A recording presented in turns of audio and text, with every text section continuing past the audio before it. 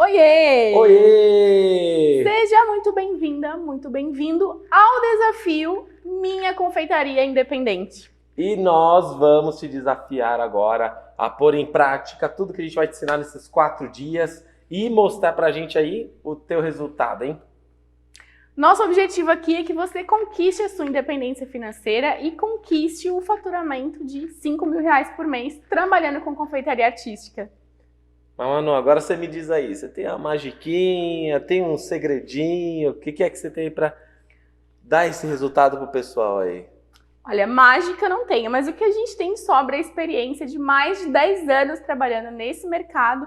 Então a gente vai te ensinar aqui um passo a passo para fazer você explodir a sua confeitaria.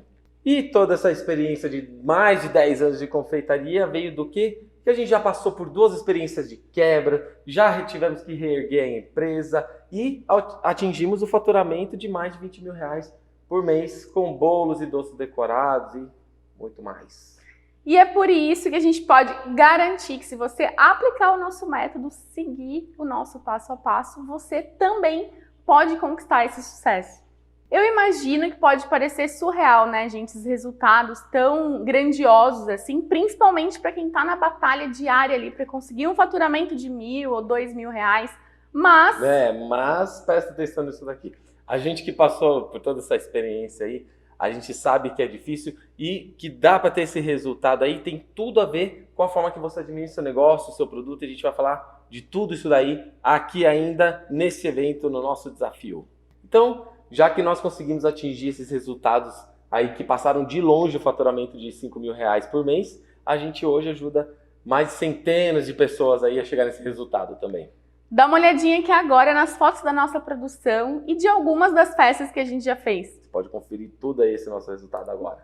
Então esse aqui é um dos casamentos que a gente fez lá no começo da confeitaria, que a gente já começou a pegar pedidos grandes. Esse pedido na época, em média, custou uns R$ 2.200. A gente fez o bolo, fez cake pops, fez bombom de Santo Antônio e vários outros docinhos também. Essa mesa aqui já foi de um chá de bebê, ficou muito fofo, né, gente? Tema carneirinho. Essa mesa já foi uma mesa mais cara, porque a gente tem muito valor agregado aqui quando a gente trabalha com modelagem em pasta americana, tanto 2D quanto 3D. Essa mesa custou em média na época R$ 3.300. Esse aqui é um bolo de metro que a gente fez na Feira da Madrugada, que funciona ali no Brás, em São Paulo, para quem não é de São Paulo, onde o pessoal vende roupa, faz rolo de tudo quanto é tipo lá. E ele é um bolo que ele tem 2 por 6 metros. A gente atendeu ali pelo menos umas 500 pessoas com aquele bolo. Ah, né? foi surreal. E esse bolo, a gente cobrou nele R$ 18.900. E aqui a gente tem mais uma mesa incrível. Essa foi uma mesinha para um ano. Mesinha não, uma mesona, né? Essa mesa, em média, na época, custou para cliente R$ 3.500. É uma mesa que tem bolo de 3 andares, bombons modelados e diversos outros docinhos, tanto enrolados quanto personalizados também.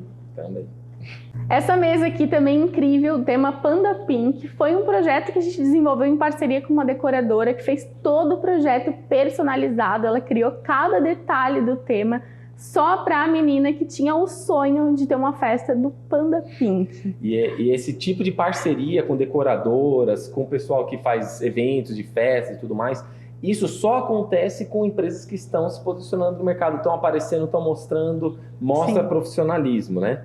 Enquanto em média que foi essa mesa aí, né? Essa mesa toda completa, com todos os doces modelados, custou para cliente também em média R$ 3.500 na época. Era mais ou menos uma quantidade padrão que todas as decoradoras pediam para montar uma mesa. Então a gente já oferecia essa opção para cliente para facilitar na hora da pessoa escolher que tipo de doce ela queria para a mesa dela. E essa mesa aqui é uma mesa do Pequeno Príncipe. E aí a cliente, ela pediu 7 bolos na mesa. 7 bolos. Então assim, foram 6 bolos, cada um representando um planetinha lá do livro. E o bolo principal, que era de 3 andares. Então foi uma festa muito lucrativa, muito bacana. Sim, trabalhosa, que tinha muitos detalhes, mas também mega lucrativa. Então foi muito bom ter pego esse pedido aí. A cliente era super exigente também. E foi muito legal, foi uma coisa assim que... Foi em contato também com a cliente, com parceria também de decoração, né? O que mais você tem a dizer sobre essa festa? Não, foi um projeto super exclusivo, né? Não era nada que tivesse até referências prontas. Inclusive, a gente teve que fazer a criação do zero desse projeto, porque nada do que ela queria existia referência no mercado. Mas foi muito legal, eu gostei muito do resultado. E para finalizar, nós temos aqui uma festa que a gente fez para Maísa, gente. Olha só que legal. Até a festa da Maísa. O Silvio Santos teve festa da Cake Me Manu também. E aí a gente fez uma festinha para ela que foi num spa, então o tema era spa da festa e tal. E aí dá só uma olhadinha nela aí, que ela adorou o nosso cupcake. Aí ela até tirou a foto só com o cupcake. Muito bacana. Viu só? Quando trabalha direitinho, tá com o produtinho equilibrado, tá com a confeitaria equilibrada, você consegue faturar às vezes R$1.000 trabalhando num dia só, tá? Para vocês terem uma ideia, essas festas aí que a gente faz, a gente fez, na verdade, né? A gente fazia no mínimo 2 festas dessas completas por semana depois de aplicar todas as técnicas direitinho. Agora fica aqui com a gente, porque a gente vai te contar um pouquinho da nossa história e também como que a gente vai te ajudar a conquistar esse faturamento de R$5.000 por mês.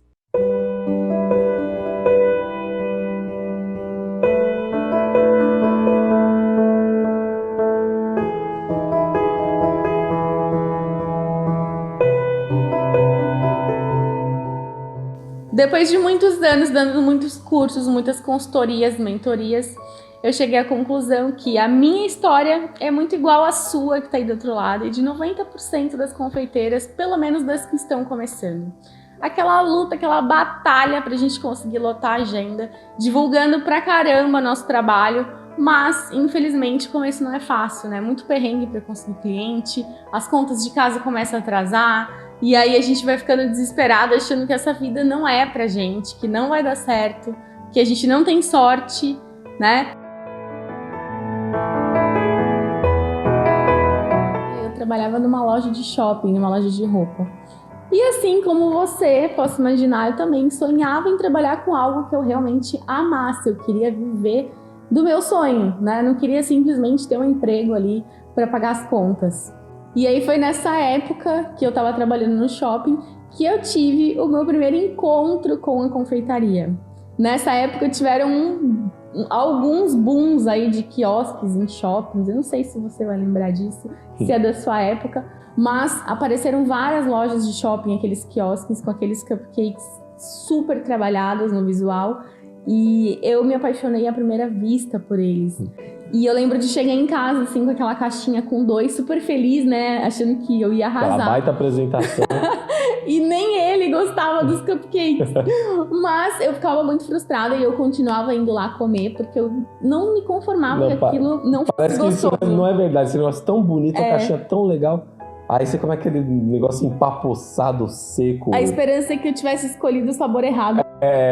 Vamos tentar de novo, vou comprar outro. E aí a coisa foi indo, e aí eu resolvi que eu ia testar e eu ia dar um jeito de fazer um cupcake bonito e gostoso. Essa era a minha meta de vida naquele momento. E aí foi quando eu transformei minha cozinha num laboratório, assim, eu comecei, né, você lembra? Era piração, porque era todos os momentos que eu tinha uma folga do meu emprego, eu ia pra cozinha e fazia massas e testava. E aí tirava um ingrediente, colocava outro e testava. Aí chegou numa baita receita maravilhosa de cupcake, ele era molhadinho, pô, mega saboroso. Na verdade, a receita que a gente usa até hoje. Até hoje, gente. Quando vai fazer um cupcake ou até o bolo de chocolate, essa receita que ela é muito incrível. Para alguns bolos a gente usa ela ainda, né? Não para todos, mas é uma receita assim que eu sou apaixonada, assim, e quem come se apaixona também. E foi aí que você começou a vender lá na loja. Sim, aí eu levei uma vez pra minha faculdade, né? Para as minhas colegas experimentarem. A faculdade e na loja também depois. Eu estudava, né? De noite, trabalhava o dia todo. E aí levei num potinho de plástico, assim, não tinha nem tampa, né? Coloquei um plástico filme por cima e levei. E aí as minhas colegas ficaram chocadas. Elas, meu Deus, mas isso aqui, você precisa vender esses cupcakes. E eu super tímida, assim, não, como assim, né? Vou vender. Ainda não acreditava no potencial. Timidinha, assim, né? E aí eu comecei a me empolgar, porque eu sempre tive um lado empreendedor muito forte. Então, quando elas começaram a me falar, aquilo acendeu uma luz na minha cabeça, assim, tipo, pode ser que isso realmente seja uma coisa legal, né?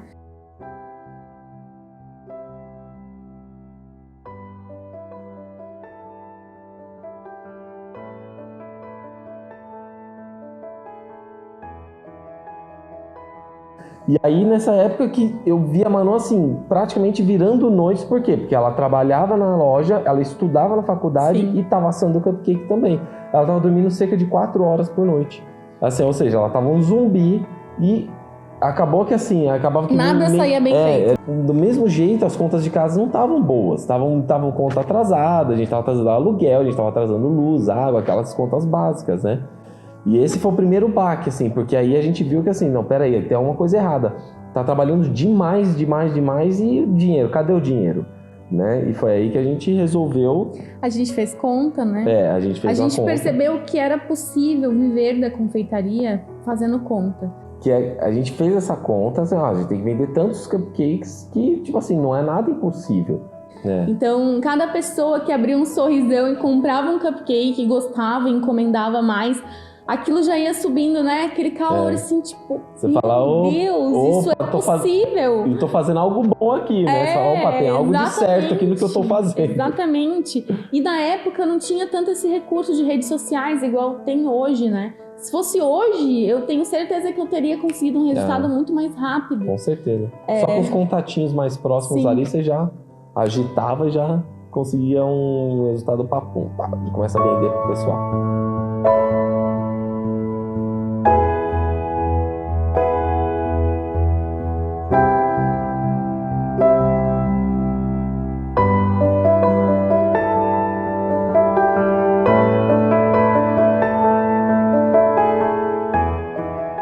E aí a gente percebeu que era o momento do Bruno sair e ficar totalmente na confeitaria comigo pra gente tentar conquistar a nossa independência através da confeitaria. E aí, nesse momento, foi o que a gente passou o maior aperto da nossa vida. Porque nessa época eu saí do meu trabalho, que aí tinha uma rendinha que entrava ali, e a gente foi encarar na busca do sonho. E teve umas épocas que tinha muito pouco pedido, porque a gente já estava fazendo outras coisas. E aí, o que aconteceu? A gente ficou muito ruim de grana nessa época, muito ruim. E teve uma semana em que todos os dias a gente comeu café da manhã, almoço e janta, a gente comeu pão com mortadela, porque era o que dava para pagar. Né? Graças a Deus não chegamos a passar fome, até porque a gente tinha os nossos pais para uma situação mais pesada dessa, mas a gente passou muito aperto e qualquer sobrinha de dinheiro que tinha era para pôr gasolina no carro, comprar matéria-prima para continuar a roda ali fazendo os pedidos e pôr gasolina e consertar o carro, que ele estava dando prejuízo toda semana. Toda semana encostava o carro no mecânico, era um carro bem velho. E a gente não queria pedir ajuda para os pais, né? A gente sempre pensou assim, que se a gente fosse pedir ajuda, a gente abria a nossa situação para que qualquer um deles se intrometesse. E às vezes até por querer nos proteger, privasse a gente de passar esse perrengue para conquistar o nosso sonho, né? Então a gente achou melhor aguentar no osso e esperar para ver o que ia acontecer. Porque eles iam fazer de tudo pra gente arranjar emprego. Sim. Que não era o nosso sonho, né? A gente escolheu correr o risco e a gente escolheu passar o perrengue porque a gente tinha certeza que a gente ainda ia viver nosso sonho.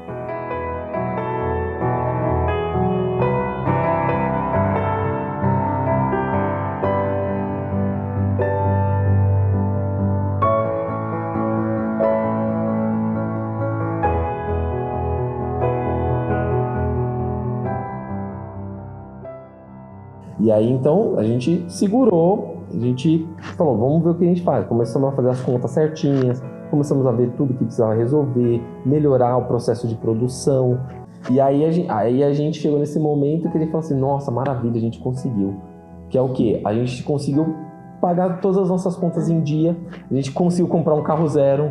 Aí a gente tava pagando lá o financiamento do carro, bonitinho, sem aperto. Já tinha uma pessoa trabalhando com a gente. A gente já tinha nossa primeira ajudante. Já tinha nossa primeira ajudante, que a gente pagava lá bonitinho, tudo legal e tal.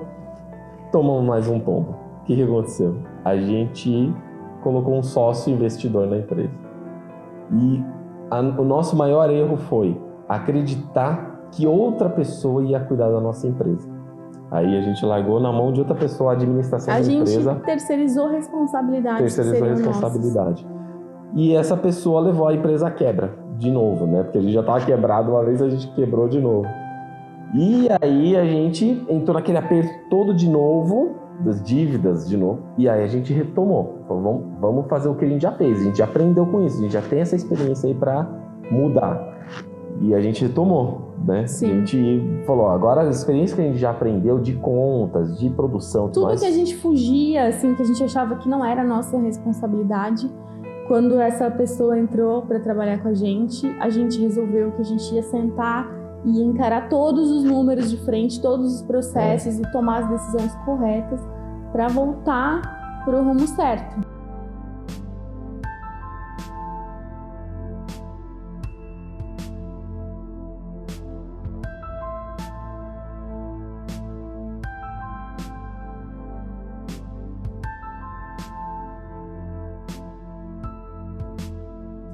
Inclusive, o melhor de tudo isso daqui foi nesse momento que a gente atingiu a nossa maior maturidade com a empresa, como administradores de empresa.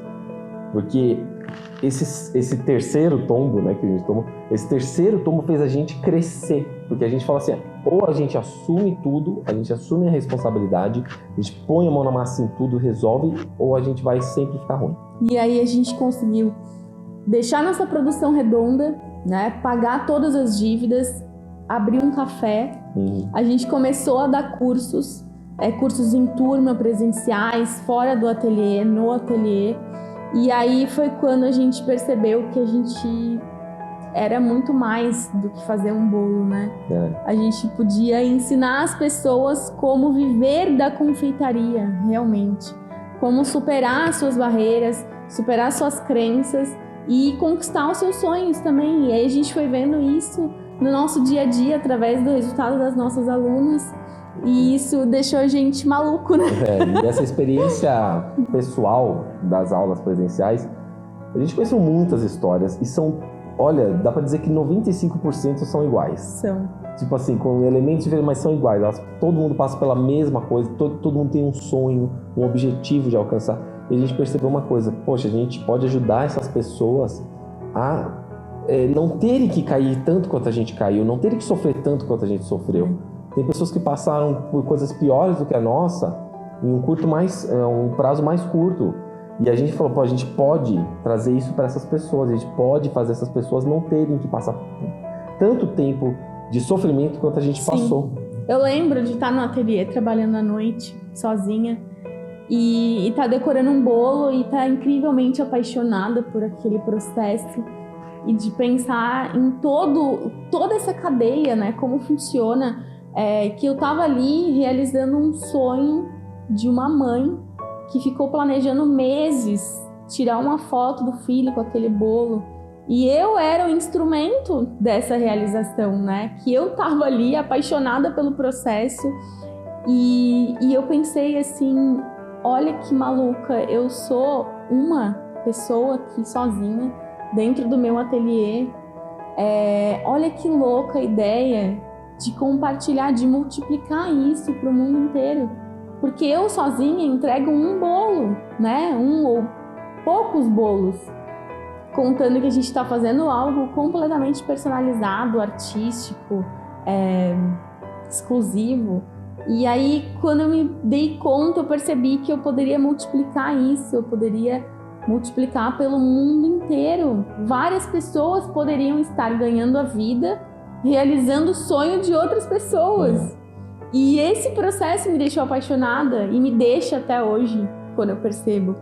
Que a gente viu que, assim, muitas pessoas têm o sonho de ter a própria empresa, de fazer o próprio trabalho, de fazer uma coisa que ama. A gente vê essa paixão nessas pessoas que a gente ajuda, né? E que elas querem realmente fazer, elas são apaixonadas, elas se apaixonam primeiro pela confeitaria, depois elas começam a se apaixonar pelo trabalho que elas mesmas fazem.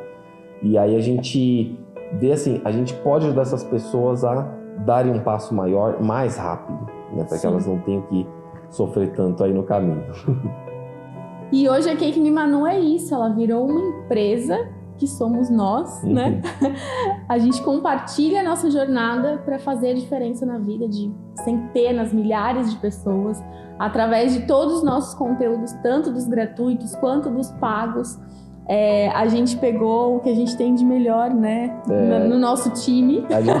A gente potencializou as habilidades de cada um. A Manu tem mais habilidades artísticas, eu tenho um pouco menos de habilidade artística do que ela, e eu tenho mais habilidades também administrativas, tecnológicas. Até porque a nossa empresa hoje, ela tá no digital, né? Então o Bruno entrou com essa parte dele muito forte, tecnológica, que se dependesse de mim não ia dar certo.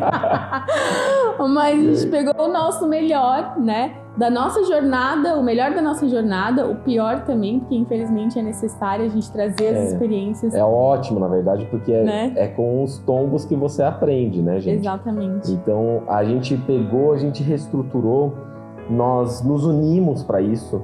A gente pensa assim, esse conteúdo que eu tô fazendo aqui, essa pessoa vai engrandecer com isso? De que ponto ela vai, né?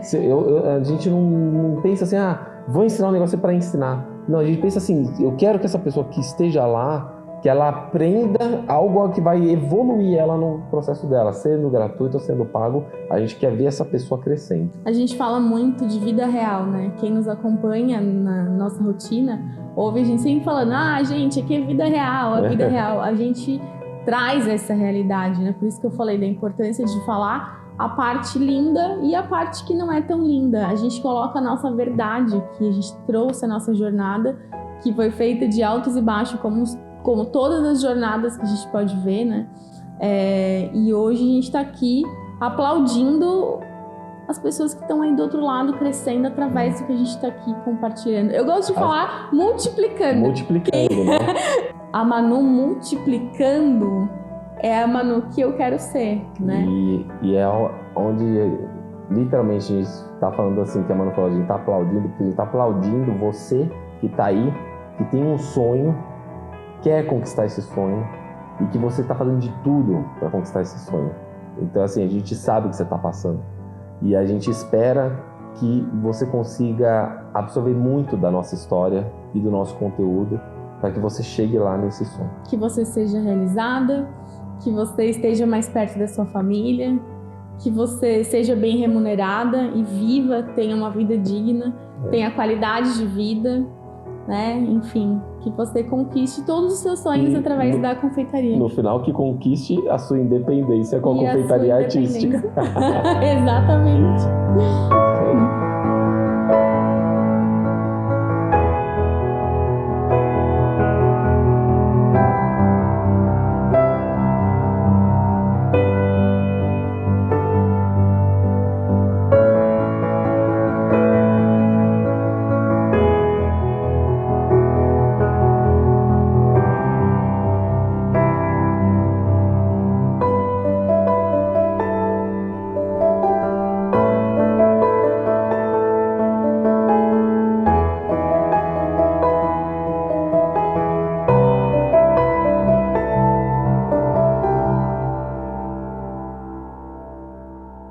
Muito legal, né, gente?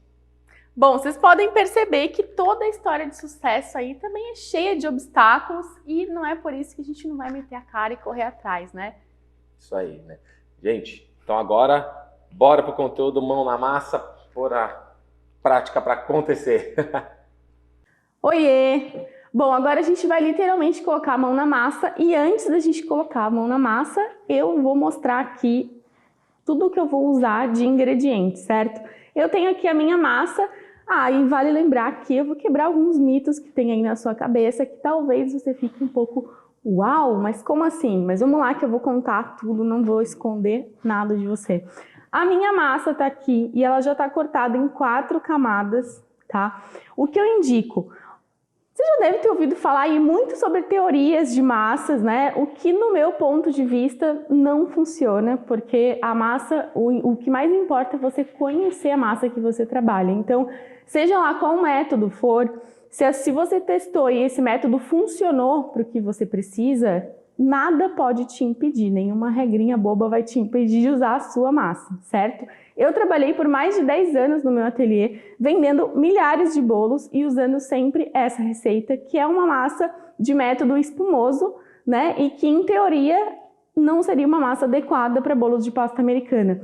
E isso acabou se tornando um diferencial do meu trabalho, porque o meu bolo sempre foi muito fofinho, ele absorve bem a calda, e as pessoas ficavam sempre muito surpresas quando cortava o bolo e via que por dentro ele era fofinho, molhadinho e bem recheado, certo? Então aqui a gente já quebra o primeiro mito, tá? Eu já tenho aqui a minha massa cortada em 4 discos. Os meus discos eu sempre trabalho entre 1,5 cm a 2 centímetros de altura, cada disco, tá? Esse bolo que eu vou montar é um bolo de 15 centímetros de diâmetro, certo? Agora vamos falar de calda. E aí tem alguns mitos também, mas a gente vai quebrar aqui juntinhos durante essa aula. Essa calda que eu preparei aqui pra gente é uma calda base que eu também usei ao longo de muitos anos no meu ateliê, mas eu vou dar algumas outras alternativas para vocês.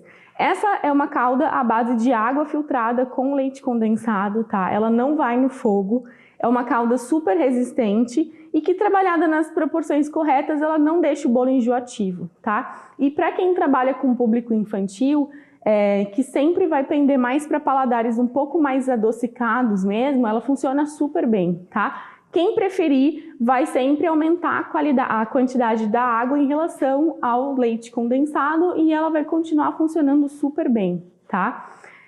Vocês também podem molhar o bolo de vocês com guaraná ou com a calda que vai no fogo, com açúcar e água, né? E aí aromatizar também para quem for do time que gosta de aromatizar as caldas. Eu sempre prefiro caldas mais neutras porque eu acredito que seja mais fácil de escalar a produção quando a gente tem essas matérias-primas sempre numa versão coringa, né? Que combina elas todas entre elas. Então, se eu começo a variar muitas caldas, eu tenho sempre problema de ter que armazenar caldas de sabores diferentes, o que acaba gerando um custo de tempo e de dinheiro a mais na minha produção, certo? Então, a minha dica é sempre escolha caldas neutras que funcionem para todos os seus bolos, ok? Vamos falar de recheio? Recheio, gente, também é um mito que a gente vai quebrar aqui, por quê? Recheio sempre fala que recheio precisa ser firme, recheio não pode ser cremoso, que o seu bolo tem que ficar horas na geladeira para esse recheio ficar super firme, enfim. E eu acho que aqui eu vou acabar quebrando tantos mitos que vocês nem imaginam, tá? Aqui, ó, esse é um dos recheios que eu mais vendi ao longo dos meus mais de 10 anos trabalhando com bolos, tá? Esse aqui é um leite condensado cozido, que foi para panela de pressão, o leite condensado, tá? No seu caso, você vai fazer testes, porque cada panela e cada fogo, cada chama do fogão dá um certo resultado, tá? Eu vou dar uma média aqui, esse aqui a gente cozinhou por 35 minutos depois de pegar a pressão, e ele me dá esse resultado aqui, ó, vou virar para deixar cair, que é um doce de leite cremoso, tá? Porém, ele não é líquido. Ele é cremoso, mas não é líquido, tá? E também não é aquele super firme, super duro, que também quando você corta, parece que ele corta em blocos, tá? Pra gente trabalhar com esses bolos de pasta americana, o ideal são esses pontos de recheio, certo? Eu sempre trabalhei com os mais cremosos, brigadeiros, ganaches, misturas de doce de leite com paçoca ou com nozes, e sempre assim nessa textura mesmo. Como eu falei para vocês, o meu método ele é um pouco diferente do que vocês já viram por aí, então vocês vão ver que o resultado vai ficar incrível depois que a gente cortar esse bolo pronto, certo? Então escolham recheios cremosos, porém não líquidos, certo? E a minha dica a respeito de recheio não pirem em trabalhar com 300 mil recheios, escolham recheios coringas que agradem a maioria dos clientes. Eu não deixaria de trabalhar nunca com doce de leite, porque foi um dos recheios que eu mais vendi ao longo desses anos.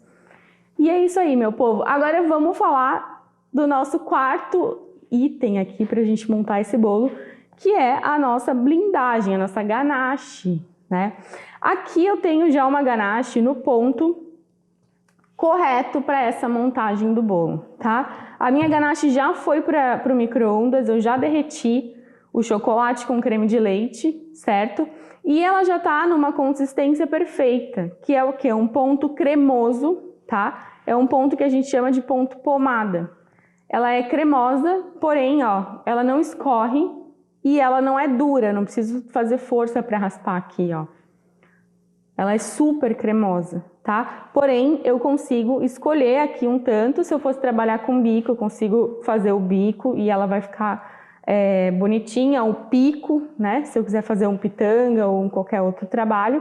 E é assim que eu vejo que o ponto da minha ganache está correto para eu conseguir aplicar no meu bolo, tá? Agora a gente vai colocar a mão na massa mesmo e eu vou te explicar todas essas etapas aqui e não vou deixar escapar nenhum detalhe para vocês verem como vale a pena trabalhar com esse método.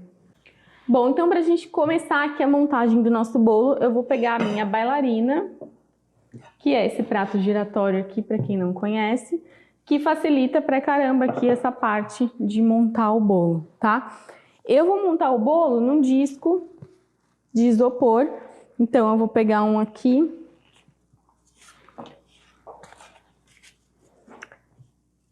E vou colocar a primeira camada de massa aqui no meio, tá? Centralizo bem para ficar bem retinho. Aqui eu vou trabalhar com com fita de acetato, tá? Que é aquela fita que vocês vão encontrar para vender em rolos, certo? Esse aqui é mais alto que o padrão, tá? Ele tem 15 centímetros de altura, mas é porque os meus bolos geralmente eles passam do de 10, tá? Que esse aqui seria o de 10. Então eu prefiro sempre montar com a tira um pouco maior. A tira, ela às vezes pode ser meio chata de aplicar aqui, principalmente se ela estiver no final do rolinho, tá? Se ela for chata, enrola ela ao contrário, tá? Mas normalmente não dá trabalho não, é só alinhar lá embaixo e alinhar aqui. E depois que ela estiver bem retinha, a gente vai colar com fita durex. Então eu vou deixar isso aqui bem colado, bem retinho. E é importante que fique reto, para que o nosso bolo fique reto também, ó. Como tem uma sobra, eu vou colar aqui também, ó. Então tá aqui o meu acetato, certo? Agora a primeira coisa que eu vou fazer é banhar a massa com aquela calda que eu mostrei já aqui. Então a minha calda já tá aqui. Ela não precisa estar nem gelada, nem tanto faz estar gelada ou em temperatura ambiente. Eu venho e banho a minha massa, tá? E aqui a gente quebra mais um mito de que bolo de pasta americana não pode ser molhadinho, tá? Nossa massa, ela é molhadinha mesmo, certo? Agora, vou fazer aqui um teste, não sei se vocês conseguem perceber, mas quem for executar depois do que eu estou ensinando aqui vai testar, que vai ter que enfiar o dedo na massa, ó. Vocês vão ver que ela tá bem molhadinha, mas onde eu afundo, ela volta, tá? Ó, eu aperto e ela volta. Isso é um teste bacana para saber se ela tá legal para isso, tá? Agora, o que eu vou fazer aqui? Lembra da ganache que a gente tem no ponto correto aqui para trabalhar? Eu vou colocar essa ganache numa manga de confeitar, numa manga dessas de plástico, e vou adicionar a ganache aqui nela, tá? Eu gosto de usar sempre um vidro, um copo aqui, vai facilitar a minha vida. E aí, só pra gente reforçar o ponto dela, que é esse ponto pomada, esse ponto cremoso aqui, tá? Não pode ser líquido e também não pode ser duro, senão a gente não consegue o efeito que a gente precisa.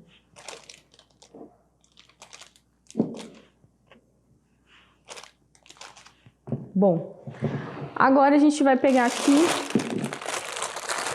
ó, tá lá, e eu vou cortar a pontinha desse saco.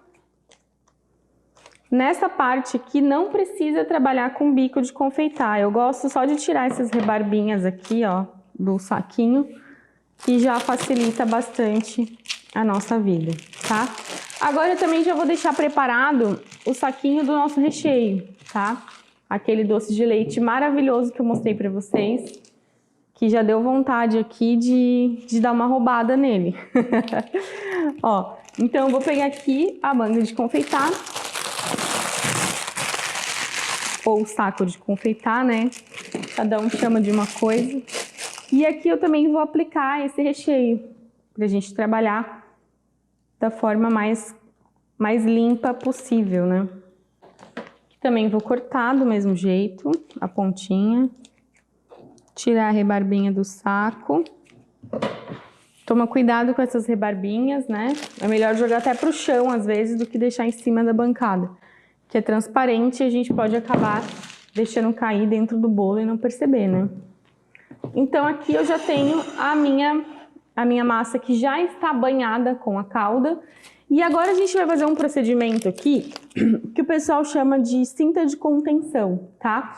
Eu chamo de pré-blindagem porque a gente está fazendo com a ganache da blindagem. Então, por que eu faço essa pré-blindagem? Essa pré-blindagem é uma camada que a gente vai aplicar ao redor desse disco para segurar o nosso recheio lá dentro, contando que o nosso recheio é cremoso, o nosso recheio não é um recheio duro, né? Então, eu quero que ele fique bem estável e seguro dentro do meu bolo, tá? E aí, a gente vai quebrar mais um mito aí, que é, quando a gente faz esse procedimento da forma correta, a gente não precisa reservar esse bolo aqui descansando por horas na geladeira, tá? Então, qual que é a maior vantagem desse método aqui? É que eu consigo assar o meu bolo de manhã, rechear, montar o meu bolo, fazer blindagem e decorar e entregar esse bolo no mesmo dia se eu quiser, tá? Então eu não preciso deixar descansando horas na geladeira. O que eu vou fazer aqui, ó? É uma cinta mesmo, tá? Ela não é grossa. É uma cinta que eu estou direcionando a minha manga de confeitar para o acetato, não para o bolo. Vocês estão vendo que eu estou trabalhando com a manga inclinada aqui, ó. Ela está inclinada porque eu quero que ela faça uma parede ao redor do bolo. Eu não quero que ela ocupe diâmetro aqui. Claro que ela vai ocupar um pouco de diâmetro, mas eu não quero que ela ocupe muito. Eu quero que o recheio fique ali no meio, tá? Então aqui, ó, o que é importante? É ver se não ficou nenhum buraquinho para o recheio não escapar. Se ficou, às vezes é só uma questão de dar uma pressionada mesmo com o saquinho, não precisa nem aplicar mais chocolate aqui, tá? Então, fiz lá essa cinta que tem, ó, vocês estão vendo como é fininho? É fininho, não é nada de muito grosso não, tá? E por isso que é tão importante o ponto correto dessa ganache. Porque se eu não tenho esse ponto pomada, o que vai acontecer? Se tiver duro, eu vou colocar uma camada muito grossa e ela vai craquelar e rachar facilmente. E se tiver muito líquido, eu vou colocar lá e ela não para no lugar. Ela fica escorrendo e indo essa ganache para massa, o que é um problema, né? Porque a ganache a gente sempre tem que colocar de maneira que a pessoa que não come o chocolate, ela pode tirar. Então, se meu bolo é branco com recheio de doce de leite e o meu cliente não quer comer chocolate, ele não come o chocolate. Porque lá na minha fatia vai ter um filete assim para ele, só ao redor dessa fatia, para ele tirar esse chocolate. Mas a gente depois, o Bruno vai falar mais sobre a ganache da blindagem e aí também vai quebrar mais alguns mitos aqui. Aqui eu tenho o meu recheio de doce de leite. Deixa eu abrir só mais um pouquinho aqui, que eu abri pouco. E aí eu vou aplicar aqui, ó, no meio. O que eu tô fazendo aqui? Eu apliquei, eu não vou chegar até lá a minha pré-blindagem, tá? Eu vou fazer uma camada mais altinha aqui no meio, tá? Eu sempre conto assim, se você não estiver pesando, você conta uma camada um pouco mais altinha do que a camada da pré-blindagem, só que pelo menos um dedinho vocês vão deixar ao redor aqui sem recheio, tá? Por que isso? Porque agora eu vou aplicar a minha segunda camada de massa e quando eu assentar essa massa ali, esse recheio vai espalhar. Então, se eu já loto ele, quando eu aplicar a massa, ele vai ficar procurando um buraquinho para transbordar, tá? Então, agora eu venho e aplico o meu outro disco aqui dentro. E aí eu venho usando aqui, ó, essa parte da minha mão para assentar essa massa lá, tá? Só que, gente, assentar não é apertar, tá? É você colocar ela no lugar, sentir que ela teve uma aderência lá no recheio, mas não aperta demais. Porque se você apertar demais, você está fazendo uma pressão nessa ganache e nesse recheio, E isso depois pode se voltar contra você na hora de trabalhar com a blindagem total, porque aí pode começar a dar problema de rachadurinha aqui. Mas é só não colocar força, gente. Na verdade, é só fazer do jeito certo, que é o jeito mais fácil de fazer, ó. Eu só juntei lá, ó. Encostou no meio, que é onde tem o recheio, eu ponho um pouquinho mais de pressão para juntar e tá tudo certo, tá? Ó. Tá lá bonitão. Agora eu venho e repito todo esse processo aqui, ó, cauda. Por isso que a bailarina é legal, eu venho girando e a cauda automaticamente vem se espalhando ao redor de todo esse disco. Vocês estão vendo que não é pouca cauda, né?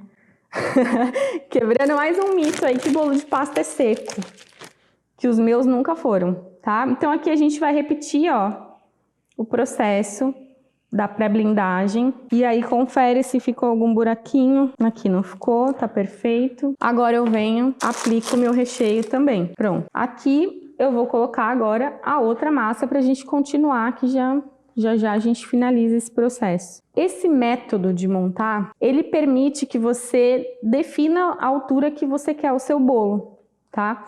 Por que eu tô falando isso? Porque dentro da vivência de ateliê, a gente entende que acontecem diversas demandas em relação ao que o cliente quer, né? Então, às vezes o cliente quer um bolinho padrão. A gente pode padronizar esses bolos com 10 centímetros de altura, com 11, com 12. Às vezes, para aquele determinado projeto, vai ficar mais interessante um bolo mais alto, tá? E com esse modo de fazer, vocês conseguem fazer um bolo até com 15 centímetros de altura, usando a mesma técnica. Vocês só vão entender quantas camadas a mais de recheio vocês vão precisar fazer para chegar nesses 15 de altura, certo? Então vamos lá, sem buraquinhos, agora o recheio. Vai faltar um pouquinho aqui, eu vou pegar lá do potinho. E é sem miséria, né, meu povo? Vocês estão vendo que é sem miséria. Não preciso fazer aquela camada super fina de recheio,